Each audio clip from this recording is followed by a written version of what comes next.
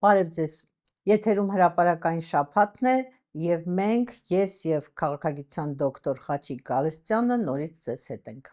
Կփորձենք նորից ներկայացնել, թե այս շաբաթ ինչով է ուշագրավ եղել Հայաստանի կյանքը, ներքին կյանքը, արտաքին կյանքը, քաղաքական իրադարձությունները ինչպիսին են եղել։ Շաբաթվա ընթացքում մենք բազմաթիվ հետաքրքիր, ուշագրավ, արտառոց, երբեմն զայրացնող իրադարձությունների ենք ականատես եղել, հայտարարություններ ենք լսել, որոնք փոթորկել են մեր փոքրիկ երկրի ներքին հանրային կյանքը և ցույց են տվել, որ մեր իշխանությունները կարծես թե ամեն ինչ անում են, որպեսզի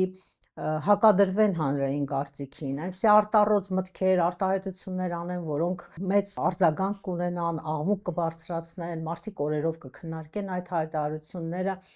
և բայց որևէ կարծես թե քայլ, տեղաշարժ, կոնկրետ ինչ-որ իրադարձություն տեղի չի ունենում, ընդամենը մենք արձանագրում ենք, թե ինչպես է իշխանությունը քայլ առ քայլ զիջում իր նախկին դիրքերը, համաձայնում Ադրբեջանի հերթական պահանջներին, իջեցնում այդ նշաձողը մեր ինքնիշխանության։ Շաբաթվա ընթացքում Ազգային ժողովը քննարկում էր անցած տարվա բյուջեի կատարողականը և այդ զեկուցումը ներկայացնում էր Ազգային ժողովում Նիկոլ Փաշինյանը և իր կառավարության անդամները և հենց այդ ելույթների ժամանակ էլ տարբեր արտառոց վրդովեցուցիչ հայտարարություններ հնչեցին։ Մենք նորից լսեցինք այն մասին, որ այո, սահմանադրությունը պետք է փոխվի, Նիկոլ Փաշինյանը ավելի հստակ հայտարարեց, որ մենք հրաժարվելու ենք անկախության հռչակագրի հղումից սահմանադրության նախաբանում արված, որովհետև այն վտանգում է Հայաստան պետության գոյությունը։ Առաջ կարծես թե մի քիչ քողարկված էին ասում այս նույն մտքերը, բայց հիմա ավելի ու ավելի բացում են փակագծերը, ավելի համարձակ են դառնում, ավելի կարելի ասել ցինիկ են դառնում այս առումով, չվախենալով հանրային վրդովմունքից, զայրույթից և գնալով նորանոր զիջումների։ Կարծում եմ դու էլ ես հետևել և Իհարկե անհնար է չհետևել, անհնար է չփոթորկվել, ինչպես դու ասեցիր, օգտվելով առիթից նախապես ներողություն եմ խնդրում նաև մեր հեռուստադիտողներից երշաբաթյա ստեղծագործական դադարի համար զբաղվածություններ պատճառը, որ չէի կարողանում այս ֆորմատով մասշտաբես հանդես գալ։ Տեսեք, ինչու է դա այդպես արվում։ Մենք դրա բանաձևը արդեն տվել ենք քեզ հետ միասին։ Երբ որ մեր երկրի գլխին սև ամպեր են կուտակվում, սրանք գնում են դեպի այդ թատերականացում, դեպի ճամարտակություններ, դեպի այսպես իրենց կլոունադայի ուշադրությունը շեղելու։ Բացի դրանից, ինչպես դուք ասացիք, շատ ճիշտ եք նկատում, որ սա հերթական, ինչպես ասված է, քայլ առ քայլ ադրբեջանական նարատիվների կյանքի կոչումն է արդեն Հայաստանի իրականության մեջ։ Հիշում ենք, երբ որ մենք ասում ենք, որ Ալիևը նախապայման է առաջադրում, որ պարտադիր պետք է սահմանադրությունը փոխվի, իրենք այն ժամանակ ասում են, որ ոչ, սա մեր ներքին օրակարգը, մենք դեռ 18 թվականին որոշել ենք, որ սահմանադրությունը փոխվի։ Երբ որ ասում ենք, որ հենց անկախության հռչակագրի հղումն է լինելու այն հիմնական պատճառը, որը տանելու է սահմանադրական բարեփոխման, իրանք հետ չկմեղանում են, հիմա արդեն անթաքույց ասում են։ Նույնիսկ Նիկոլից հետո կան սազանդարներ, չէ, որոնք այդ իր քարոզչական նարատիվը տրանսլյացիա են ենթարկում։ Եվ այդ տրանսլյատորներից մեկը նույն Ազգային ժողովի ճեպազորույցներում կամ դրանից հետո ասում էր, որ սահմանադրությունը փոխենք, որ փրկենք Հայաստան։ Հիմա տեսեք, նույն տրամաբանությունն է 20 թվականին հիշում եք, չէ, ասում էր Քարվաճառը հանձնեցի, որ փրկեմ Արցախը, Արցախը հանձնեցի, որ փրկեմ Հայաստանը, Սյունիքը հանձնեմ, որ փրկեմ Երևանը, այսպես անդադար, մենք սրանից ըստ էության փրկություն չունենք, միակ փրկությունը, որ մենք հասկանանք արդեն, որ այս իշխանությունը սպառել է իրեն, այս իշխանությունը Եվ մյուս կողմից էլ, երբ որ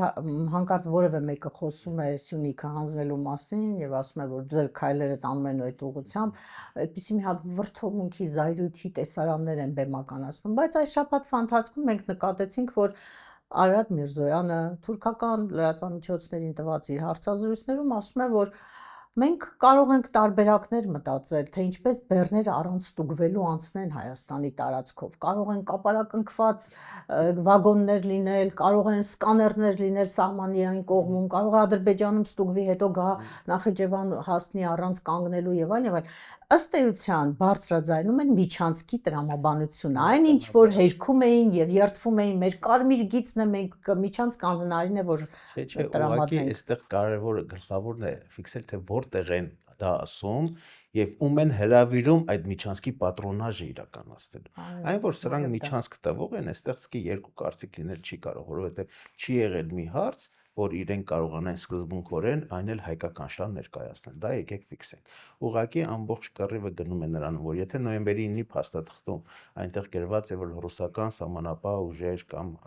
անվտանգության ուժեր պետք է վերահսկողություն իրականացնեն եւ այլն, հիմա խոսքը գնում է նրա մասին, որ ռուսները այդտեղ չպետք է լինեն, իսկ քանի որ Թուրքիայի հետ իրենք փորձում են հարաբերություններ կարգավորել եւ Թուրքիային են համարում այս տարածաշրջանի հիմնական պատրոնը, բնականաբար հենց Թուրքիայում, հենց Անտալիայի դիվանագիտական ֆորումում էլ հենց թուրքերին էին ուղակի խնդրում, որ թուրքեր գնացեք ձեր փոքր եղբոր հետ մի քիչ մեր անունից նույնիսկ բանակցեք, մեզ թույլ տվեք, որպեսզի մենք կարողանանք մեր իշխանությունը պահենք։ Այս է ամբողջ խնդիրը Եվ դրանում հետ էլ բողոքում էր, ասում էր սկզբում լավ, արագ արձագանքեցին Ադրբեջանը մեր առաջարկներին։ Հիմա մի տեսակ սառել են, ասում են, սառել են։ Ինչ է տեղի ունենում։ Քիչ էր մնում Էրդողանի կրծքին ուղղակի հանգուր լաց լինել, իդեպ ես սպասում եմ նաև այդպիսի սցենարի, հա, որովհետև մեր այս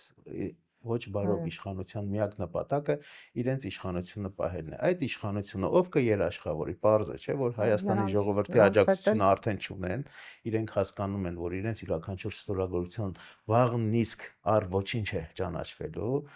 խոշոր կենտրոններ, եվրոպացիներ, ամերիկացիներ, ռուսներ կարծես թե առանձնապես հետաքրքրված չեն, մնում է Թուրքիան, որը տեղապահ է այս տարածաշրջանում։ Տես, մեր զրուցակիցներից մեկը այս շաբաթ արտակարգ եւ լիազոր դեսպան Վահագն Մելիքյանը հետաքրքիր բան է նկատել, ասում է, տեսեք, ասում է, առաջ ասում էին Մինսկի խումբը կարող ենք պատրաստ ենք լուծարել, բայց միայն պայմանագիրը կնքելուց հետո։ Հիմա փոխվեց, ասում են եկեք նույն օրը միաժամանակ անենք, ասում են, նույն ստորագրությամբ եւ լուծարենք եւ պայմանագիրը կնքենք։ Նա պետք է հասկանալ, Մինսկի խումբը երբ որ ձևավորվել է, դա եղել է հեռավոր 92 թվականը։ 92 թվականին դա ԵԱՀԽ մինիստրների խորհուրդը հավաքվել է, քանի որ ԵԱՀԿ պատասխանատվության գոտում կար թեժ հակամարտություն, նրանք որոշեցին մինիստրների խորհուրդը ձևավորվեց ԵԱՀԿ-ն, այնտեղ ուղղակի մաս դարձան նաև Հայաստանը, Ադրբեջանը, նաև Լեռնային Ղարաբաղի ներկայացուցիչները։ Դրանից հետո էր Մինսկի խումբը երբ որ ստեղծվեց ու Ղարաբաղի ներկայացուցիչների ձևակերպումը այնտեղ հայտնվեց, շատ արագ Լեռնային Ղարաբաղում էլ տրանսֆորմացիա տեղ ունեցավ, որովհետև եթե դու ունես արդեն բանակցային կարգավիճակ, պետք է բանակցային կարգավիճակը ներկայացնես ըստ կարգավիճակի, նախագահի մակարդակով։ Դրա համար տեղ ունեցան նախագահական ընտրություններ, Լեռնային Ղարաբաղը ունեցավ նախագահ, որն էլ արդեն բանակցություններում ներկայացնում էր։ Եվ այդ 30 տարվա ինստիտուցիոնալ հիշողությունը, սրանք չէ, որ իրենց ստորագրությամբ պետք է որոշեն։ Դա բացել է միջազգային հանրությունը, միջազգային խոշոր խաղացողները եւ ըստ նպատակահարմարության հենց միջազգային խոշոր խաղացողներն կորոշեն, արդյոք Մինսկի խումբը արդեն պետք է լուծարվի թե ոչ։ Քանի այդ Մինսկի խումբը թղթի վրա կա, նշանակում է, որ ինձ համար, շատերի համար, այդ թվում եւ խոշոր խաղացողները Արցախի հարցը փակված չէ։ Ինչքան սրանք իրենց կաբինետներում գոռան գոչեն, Արցախի հարցը, Ղարաբաղյան շարժումը առ ոչինչ ճանաչեն, դա այդպես չի լինելու, հա։ Քանի կա եւ հասել է լկտիության ինչ աստիճանի, որ ասում են Արցախի թեման շոշափելը, Արցախի հարցը փակ չփակելը վտանգում է Հայաստանի գոյությունը, Հայաստանի պետությունն է դրված մի նժարին, մյուս նժարին դրված է։ Կեղծ նարատիվ է մարդկանց վախով ուղակի անզորության զգացում սերմանելու, պատերազմով վախեցնելու եւ այլն, ուղակի բոլորը պետք է հասկանան։ Արցախի էջը փակեք չփակեք, թուրքական մեծ թուրանի ծրագիրը հո չեն կարողանալու փակենք, չէ՞։ Կա ռազմավարական մտածողությունը, ռազմավարական մշակույթը թուրքերի հարյուրամյակներ առաջ է գծվում։ Մենք ոչ թե մեր պես ըստ իրավիճակի սիտուացիոն ենք փորձում ելքեր գտնել, այլ այդ ազգը ունի ռազմավարական մտքի թռիչք, 100 տարի գծում են ու քայլ առ քայլ այդ գծին գնում են, հա։ Գծածը կա, եւ իրենց նախորդ ծրագրերից, չէ, այո, հետեւաբար նրանք այդ գիծը ունեն, գրել են Արևմտյան Ադրբեջան։ Ուրեմն այսօր Արցախի էջը փակեցիք, վաղը դուք Սյունեքն ու մնացածն եք փակելու, որովհետեւ իրենց պատկերացմամբ, իրենց աշխարհակում դա Արևմտյան Ադրբեջանը եւ չկա Հայաստան պետություն, հա։ Սա պետք է մենք բոլորս լավ գիտակցենք։ Եվ տես, այսպես կարմիր թելով անցնում է Արցախը մեզ խանգարում էր, Արցախը թոք էր մեր վզին կախված, Արցախի խնդրին էլ նվիրված եղել 30 տարվա մեր ամբողջ աշխատածը, մեր երկիրը, մեր պետությունը ծառայել է Արցախին, չէ՞, այս վերջին իր ելույթը Նիկոլ Փաշինյանի ազգային ժողովում հենց այդպիսին էր։ Եվ այս բոլոր այս կարմիր գծով տանում է Արցախը մեր թշնամին էր, Արցախը մեզ խանգարում էր, Արցախը մեր բյուջեից գումարներ էր տանում, հիմա Արցախի գոյությունը, Արցախի հարցի գոյությունը վտանգում է Հայաստանը եւ բերում է հասցնում է նրան, որ մենք չունենք թշնամի Թուրքի եւ Ադրբեջանցու տեսքով, մենք ունենք թշնամի Արցախցու տեսքով։ Եվ այն մարդիկ, որոնք ավելի պարզունակ մտածողություն ունեն, շատ գրագետ չեն, շատ հեռուն չեն նայում, մի քիչ էլ իրենով հիացած են գուցե այդ իր ճարտար լեզվով եւ այլն, դրանք բոլորը տրամադրվում են Արցախի եւ արցախցիների դեմ։ Այս վերջին օրերին մենք տեսնում ենք, թե արցախցիների դեմ ինչպիսի ատելության խոսք, ինչպիսի խայտառակ գրառումներ, տեքստեր, հայտարարություններ, նույնիսկ ազգային ժողովի падգամավորի շուրթերից է հնչում, որ արցախցիները չեն կռվել, մյուսն ասում է պետք է սպանել, ոչնչացնել, էս անել, են անել, եւ երկիրը հայտնվում է քաղաքացիական պատերազմի շեմին։ Ես ունեմ մի բանացը, պետք է այդ մարտահրավերը ընդունել։ Շատ դեպքերում մեր դժվարությունների, մեր անհաջողությունների պատճառը նաև հարմար ողականությունն է։ Մենք այս տարիների ընթացքում, այդ թվում եւ ես ու դու, եթե մենք շատ անձնավոր ենք, հարմարվել ենք երևի, հա, մեր կողքը տեղ ունեցած հանդուրժել ենք, անօրինականությունները, հա, բանի տեղ չենք դրել, այդ կաթիլ առ կաթիլ ատելության խոսքը, որ սերմանվել է տասնամյակներ Արցախահայության նկատմամբ, ի վերջո դառել է մի օր հանրային կարծիք, չէ՞։ Պետք է ատելության խոսքի դեմ պետք է ճշմարտության մուրճով պայքարես։ Ես, դու, մնացած ում համար Արցախը բարձրագույն արժեք է, ով այդպես չի կարծում, պետք է ավելի կոշտ լինենք։ Գիտես, ես ինչու շատ այդպես ագրեսիվ չեմ արձագանքել այդ տեսակ հայտարարություններին, խոսքին, որովհետև մտածել եմ, որ ի վերջո մարդիկ աշխարհում շատ կան, չէ՞, հոգեկան հիվանդներ, հոգեկան խնդիրներ ունեցող մարդիկ շատ կան ի վերջո։ Այդ մարդկանց դեմ այդ մարդկանց ոչ մեկը չի փորձում ինչ-որ բան բացատրել, համոզել, դաստիարակել, չգիտեմ ինչ-որ բան։ Նրանց ընդհանրապես բուժում են եւ մեկուսացնում են հասարակությունից։ Գուցե չեն բուժում, պետք է մեկուսացնել։ Հա, մեկուսացնում են ուղղակի։ Բայց մենք հիմա ոչ կարողանում ենք մեկուսացնել, ոչ կարողանում ենք բուժել, ոչ կարողանում ենք ինչ-որ բան հասկացնել այդ մարդկանց։ Այո, այդ ընթացքը կա այդպես իրավիճակ, բայց օրինակ ենթադրենք ազգային ժողովի падգամավոր, որը ատելության խոսքը գեներացնում է եւ տարածում է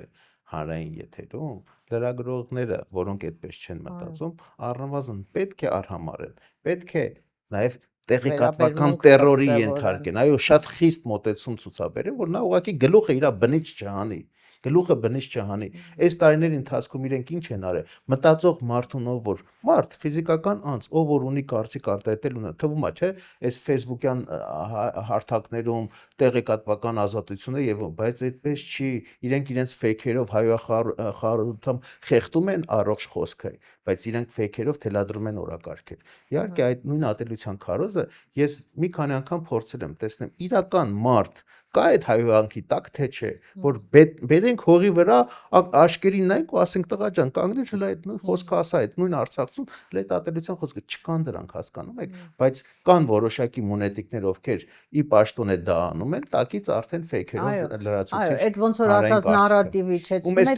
ողջ հայ ժողովուրդը կամ հայաստանցիները ատելությամբ են լցված արցախցիներ։ Ոչ, դրա փոխարեն կան 100,000-ները, որոնք այսօր էլ իրենց հացը կիսում են ողբերգության շեմին հայտնվել։ Տունը, բնակարանը, հնարավորությունները տալիս են, օգնությունները շարունակում են, եւ ես պնդում եմ, որ Արցախը թեկուզ այսօր այսպիսի խայտառակ օրհասական վիճակում, բայց Արցախի պետականության ինստիտուտները պարտադիր պետք է պահպանել։ Պարտադիր այդ ինստիտուցիոնալ հիշողությունը 88-ից բերել հասցնել մեր օրեր, որովհետեւ բոլորս հասկանում ենք, չէ, ամեն ինչ անցողի կա, սրանք ու հավերժ չեն։ Վաղը մյուս օր գնալու են, բայց մենք պետք է ունենանք այն ինստիտուտները, որոնք իրավատերը լինեն եւ արցախցիների վերադարձի, նորից ինքնորոշման իրանք սեղանին դնելու մենք պետք է այդ ինստիտուցիան հենարան ունենանք։ Երբ որ պետության առաջին դեմքի իշխանության բարձրաստիճան ներկայացուցիչների կողմից է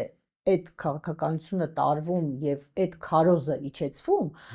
դա դառնում է արդեն պետական քաղաքականություն եւ այդ շարքային մարդկանց, ովքեր որ այդ չգիտեմ, fake են աշխատացնում, փողոցում հարցազրույց են տալիս լրագրողներին, ես այդքան չեմ մեղադրում։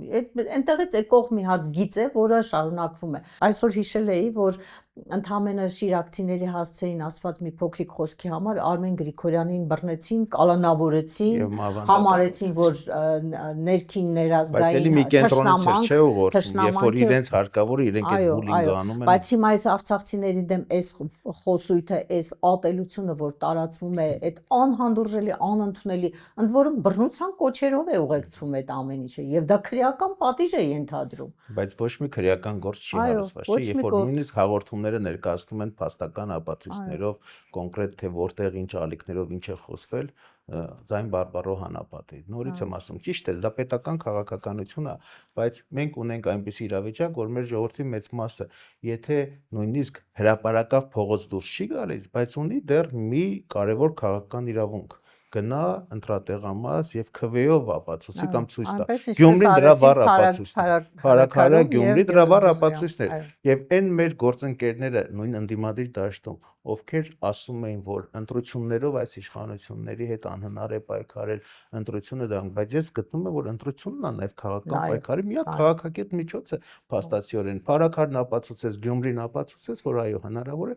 սրանց իշխանազրկման ռեալ տարբերակներից մեկը մնում է դա, պետք է ավելի լավ աշխատել եւ ապագա ընտրություններում համապետական մասշտաբով զրկել իշխանությունից։ Այս բարձր իշխանական հիստերիան, որ վերջին օրերին նկատում եք, այո, գալիս է դրանից։ Այո, ազգային ժողովի մարդը պարում է, գոռում է, ճվում է, չգիտեմ ինչ որ բաները, տեսարանները բեմադրում։ Հետո հաջորդ օրը ասում է, մենք տգետ ենք 7 տարի մնացել ենք նույն դասարանում։ Վիրտուալ Հայաստանում ապրողը ինքը ինչով է սնունդ ստանում։ Իր դիտումներով, լայքերով եւ այլնով, չէ՞։ Հիմա կա երկրում մի իրադարձություն, օրինակ հայրաքաղաք Գյումրիում, ուղիղ եթերով շատ ավելի շատ մարդ է նայում այդ քաղաքապետի ընտրությունը, քան իր զավզատությունները։ Կարա խելագարության հասնի։ Իդեպ մեր մոտ էլ, մեր կայքում դիտումների քանակը խիստ նվազել է Նիկոլ Փաշինյանի, ինչքան ուզում ես սուր վերնագիր դիր, ինչքան ուզում ես գրես բոցը Նիկոլ Փաշինյանի, բան չգիտեմ ինչ է, ոչ չի դիտվում, չէ՞ նայ մարդիկ։ Օգնել են արդեն։ Հոգնածությունը ի վերջո մեր քաղաքական մտածողություն, մեր մշակույթի մասը։ Ես մի անգամ ձեզ ասել եմ, որ մեր երկրում դեկադաները, տասնամյակները դրանք քաղաքական նորարարության, մոդայի լավագույն ժամկետներ են։ 10 տարի անց պրծնում է իշխանություն, հա, վերջանում է։ 7 տարի է արդեն իշխանության են, իհարկե, կարծում եմ, որ մենք կկոտրենք այս բանը գոնե ապագա ընտրություններում 10-ին չի հասնի գոնե։ 10 տարուն չի հասնի, որովհետև դա տառապանք է մտածող։ Եվ տես հոկեբան Կարինեն Ալչաջյանը մեզ հետ հարցազրույցում այս շաբաթ այդ է ասում, որ ինքը հասկացել է, որ շատ ծանր է վիճակը, ընդ որում ռեալ հաշվարկներով ասում են 11%-ից ավել չէ իշխանության ԿՊ-ի վարկանիշը եւ որևէ շանս չունեն առաջիկա որևէ ընտրությունում հաղթելու, դրան է ուղղված այս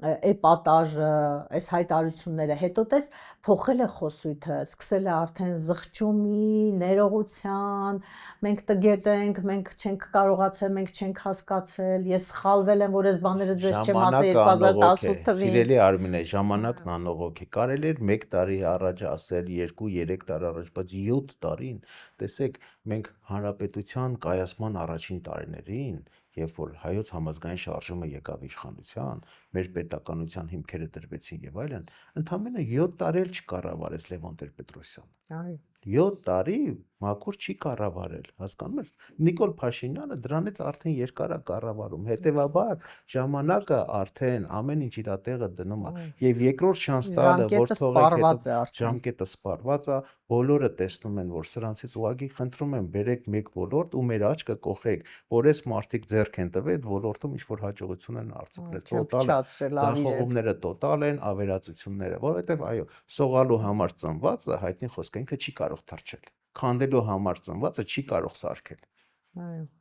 Եվ վերադառնալով Գյումրի ընտրություններին, հա, շատ կասկածներ կային, շատ տարաձայնություններ կային, այդպիսի տպավորություններ, որ չի կարողանալ ընդդիմությունը միավորվել, որովհետև այդ ընդդիմադիր դաշտում տեսնում ենք, թե ինչքան տարբեր հոսանքներ կան, անհասկացողություն կա, միմյանց նկատմամբ նեգատիվ կուտակված տարիների բան կա, բայց բարեբախտաբար փաստորեն կարողացան Գյումրիում ընդդիմադիր ուժերը միավորվել։ Իհարկե, տարբեր կարծիքներ կա, թե ինչու պետք է 2025 թվականին նորից քաղաքապետ դառնար Վարդան Ղուկասյանը, որին հանրության մի որոշ մասը լավ չի հիշում ամենայն դեպս իր նախորդ մեղմ Աստամյակն անցել է, չէ, մեղմ արդեն ձևակերպումներ եմ ուզում բոլոր օդիոզները վերադառնալու վերադառնում, բայց տեսեք ինչքան է ժողովուրդը զզված, հոգնած, ինչքան է մերժում ՔՊ-ին, որ պատրաստ է գնալ նույնիսկ Վարդան Ղուկասյան ընտրել, բայց չընտրել Սարիկ Մինասյան, որը թվում է թե այդպես վարկաբեկված նախկինից հիշողություններ չունեցող կերպար է։ Միացան, միավորվեցին, կարողացան քաղաքապետ ընտրել, դուք էլ մասնակցություն ունեք այդտեղ ձեր կուսակցությունը, Հայրենիք կուսակցությունը, բայց կարծում ես, որ կստացվի շարունակությունը համագործակցության։ Գյումրին մի քանի կարևոր դասեր տվեց մեզ։ Ասեցի, որ ընտրական գործընթացի առումով Գյումրին ապացուցեց, որ այո, ընտրական մասնակցության բարձր տոկոսների դեպքում իշխանությունը շանսեր ավելի նվազեցնում եւ իր վարչական եւ տոտալ ռեսուրսի շնորհիվ ինքը չի կարողանում մեծամասնություն հարաբերական մեծամասնություն ունենում է, ինչպես այս դեպքում 35 ու ավել տոկոս, բայց որը բավարար չի իշխանություն ձևավորելու։ Լավ է, որ այո, ընդդիմադիր տեխնացուները կարողացան միավորվել եւ ունեցանք այն ինչը կարմիր գիծ ենք սահմանել։ Գյումրիում ԿՊ-ն իշխանություն չի ունենալու։ Դա լավ է, բայց վատ է, որ օրինակ ընդդիմադիր տեխնացուն, որը ստանձնում է քաղաքապետի պաշտոնը, հրապարակավ հայտարարում է, որ ինքը քաղաքական հենարան չունի։ Քաղաքական տեսանկյունից դա վատ է, բայց լավ է, որ ընդդիմության ճամբարում կան քաղաքական ուժեր, որոնք ունեն քաղաքական հենարան, որովհետև եկել է ժամանակը, մենք շատ ենք տարապել դրա ձեռքը, երբ որ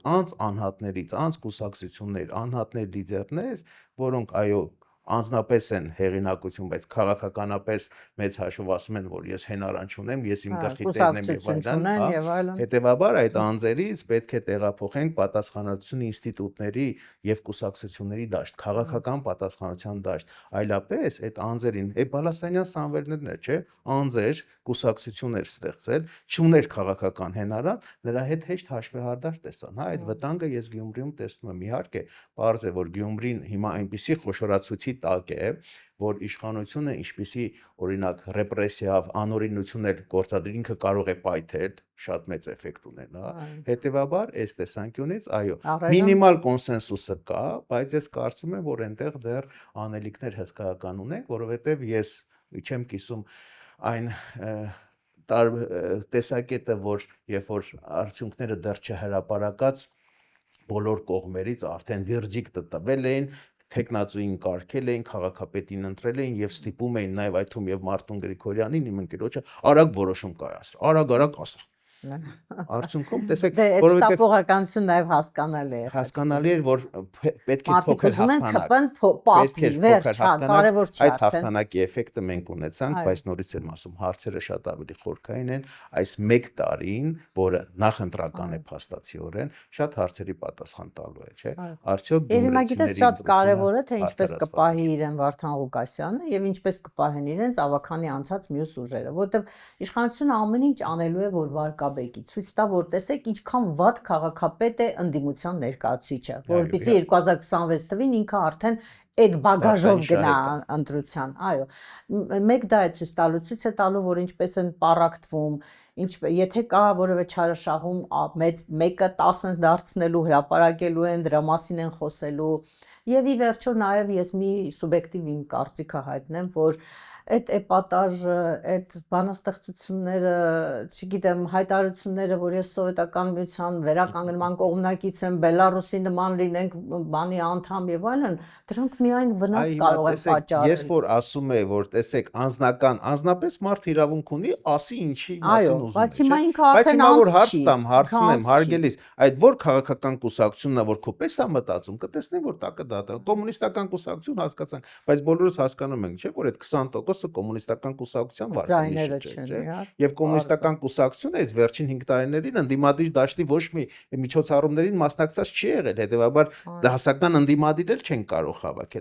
համարել, այնպես որ այստեղ հարցերը շատ են, հա, այդ հարցերը իրենց պետք է շատ պատասխանները զգուշ լինել, այո, Վասան Ղուկասյանը շատ մեծ անելիք ունի եւ իր վրա պատասխանատվությունը հիմա սրանից հետո ավելի փոքր չի լինելու, քան մինչեւ ընտրվելու պահն էր։ Դրա համար, տեսեք, երբ որ այդ հայտարարությունը հնչեց, մեր դեպքում ասվեց, որ քաղաքական պատասխանատվությունը կիսում են այն 3 ուժերը, որոնք հրապարակավ մի ոտ շուտ հայտարարեցին դրա մասին։ Մենք օգնում ենք, մենք մեր ձայները տալիս ենք, որպեսզի ԿՊ-ն իշխանությունը չվերցնի, բայց նորից եմ ասում, դա չի նշանակում, որ հաղթանակը միայնակ մեկ հոգուն էր, դա այդպես չի։ 18 թվականի իրադարձությունը շատ նման է, երբ որ ազգովի բոլորը